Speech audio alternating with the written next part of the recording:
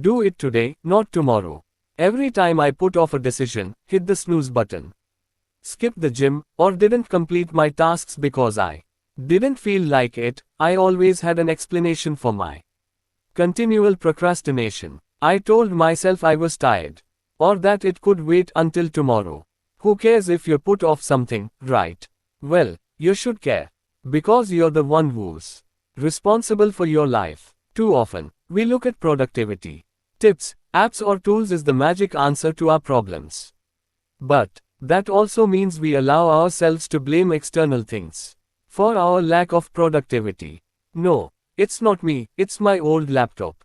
It sucks, and I can't work this way. The office is too loud. People keep calling and emailing me.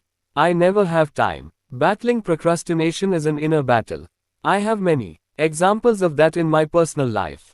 In 2013, I felt my career was stuck. 2 years before that, I started a company with my dad. But after 2 years, I became restless because I wanted to do more and learn more.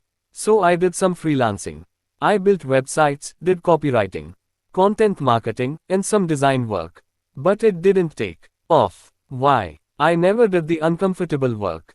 Instead, I found a job to escape those hard tasks.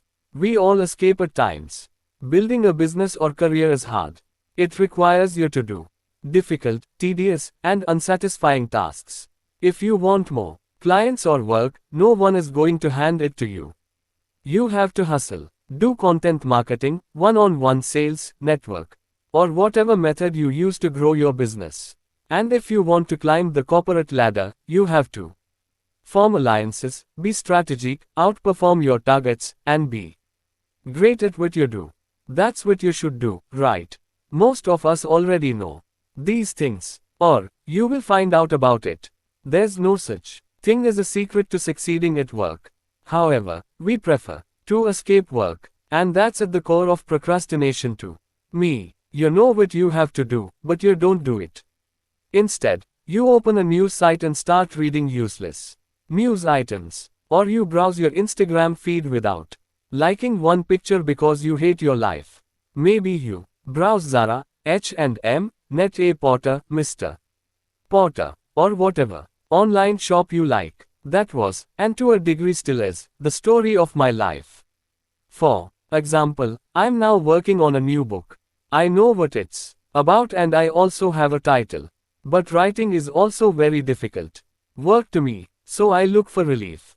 I answer emails, read articles, go for coffee, do some online shopping, and work on recurring tasks to run my business. It's not that I'm disorganized. It's because I'm battling myself. Steven Pressfield calls this inner enemy resistance in his classic, The War of Art. And this is what he says about it. Resistance is always lying and always full of shit. Do it today, not tomorrow. I always have to keep reminding myself of that. When you procrastinate, you always want to do it tomorrow. I'm still like that. I think that's hardwired into us. The difference between me now and 3 years ago is small but simple. Rely on a system to live a productive, happy, and purposeful life. Back then I had no idea how to get things done.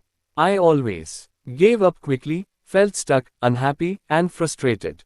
But now, I've found a way to overcome my challenges. Here's how I did it. I exercise my mental toughness every day. I used to neglect my brain.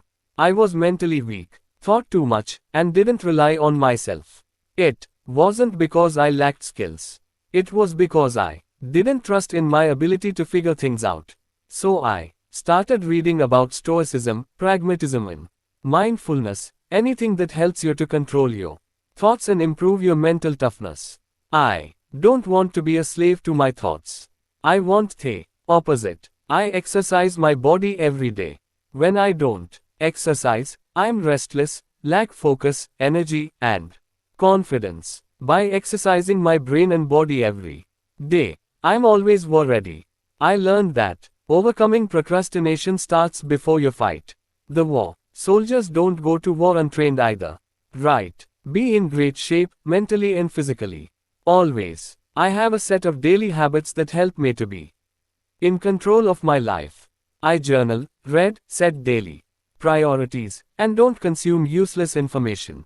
I also make sure I interact with my friends and family every day. Human contact is important. This keeps me grounded. I don't have high expectations of life, and I enjoy my days. I never look beyond that. I always have a list of small but important tasks that I have to complete.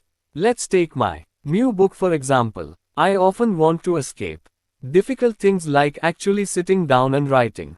So I tell myself today is not a good day. But every time I think that, I open my list of small tasks and work on one of those things today. I study and practice the science of persuasion to get my message across. My mentor taught me, you can be the best writer and teacher in the world, but if no one knows about it, you can't make an impact. The science of persuasion helps you to write better pitches, cover letters, website copy, emails, etc.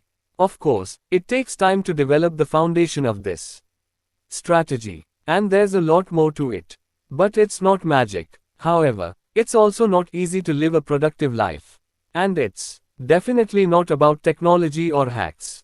It's about developing a sustainable system to build your life, career, and business on. What's your system for living a productive life? Whatever it is, work on it today, not tomorrow.